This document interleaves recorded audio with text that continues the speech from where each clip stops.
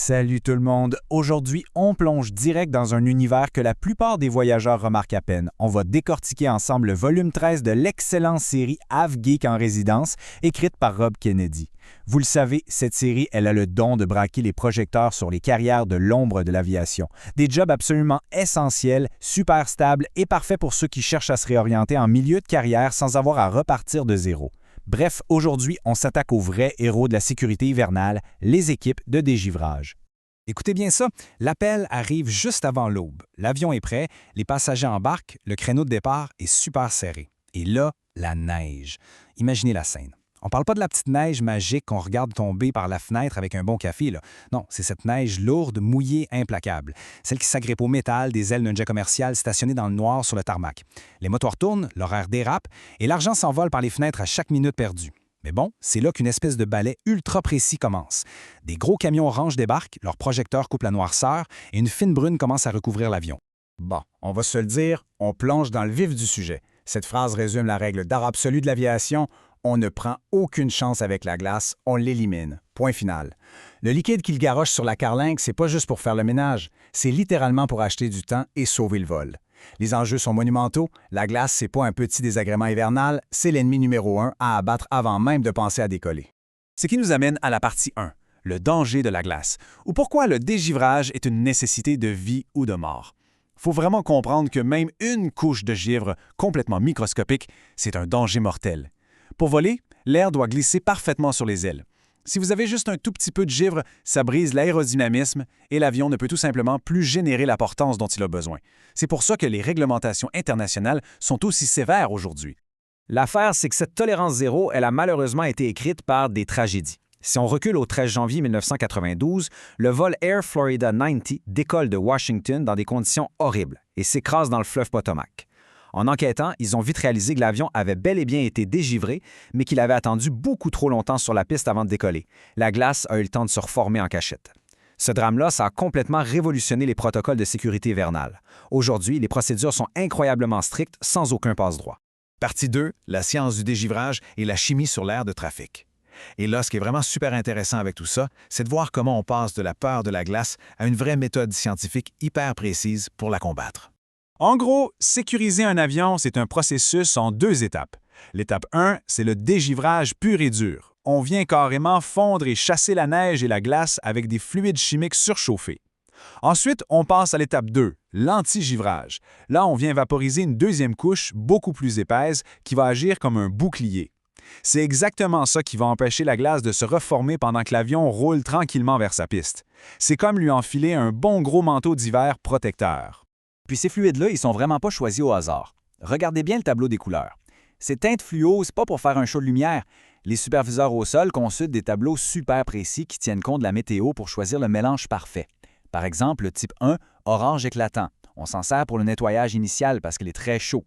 Et si on regarde le type 4, le vert intense, lui, il est super épais. C'est lui qu'on utilise pour protéger les immenses jets commerciaux en pleine tempête. Chaque couleur a sa job. On enchaîne avec la partie 3, des opérations à grande échelle, la logistique massive des vols hivernaux. On va s'éloigner d'un seul avion pour regarder ça au niveau macro. Attachez votre tuque parce qu'on va voir comment ça s'organise quand on gère un aéroport international au complet. Juste pour vous donner une idée, 65.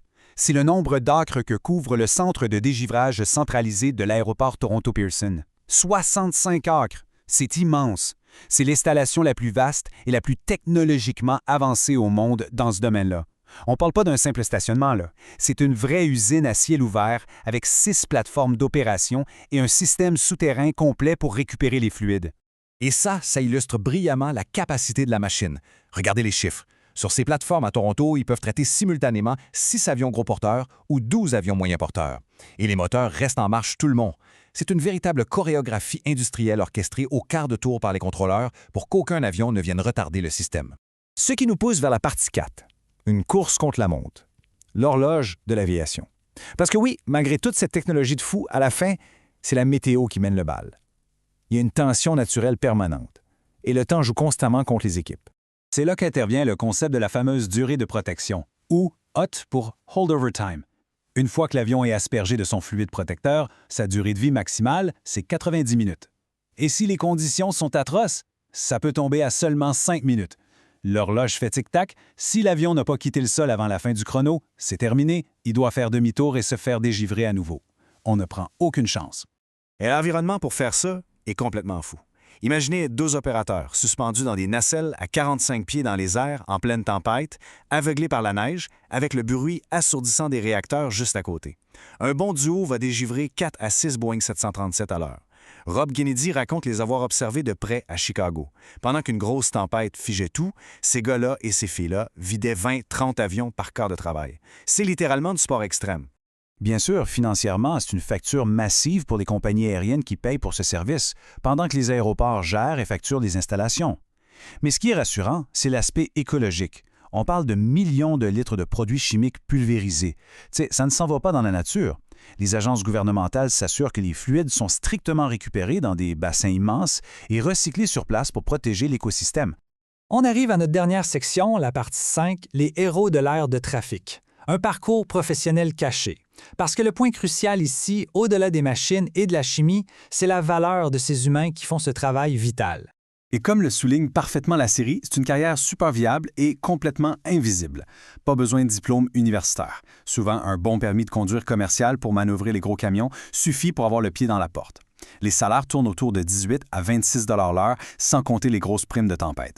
Et l'été, la transition se fait naturellement vers l'entretien des pistes ou le remorquage des appareils. C'est vraiment une porte d'entrée en or pour les professionnels qui veulent une job stable. Ce qui m'amène à notre réflexion finale. La prochaine fois que vous êtes dans un avion qui décolle sous une neige battante, vous saurez à qui dire merci pour votre sécurité. Ça nous prouve que l'aviation, c'est un écosystème géant, bien au-delà des pilotes. Et honnêtement, ça pousse à se demander, si on regarde au-delà de l'évidence dans toutes les autres industries massives qui nous entourent, où d'autres a-t-on besoin de ces compétences cachées? Quelles autres carrières de l'ombre n'attendent qu'à être découvertes? Je vous laisse méditer là-dessus et on se dit à la prochaine.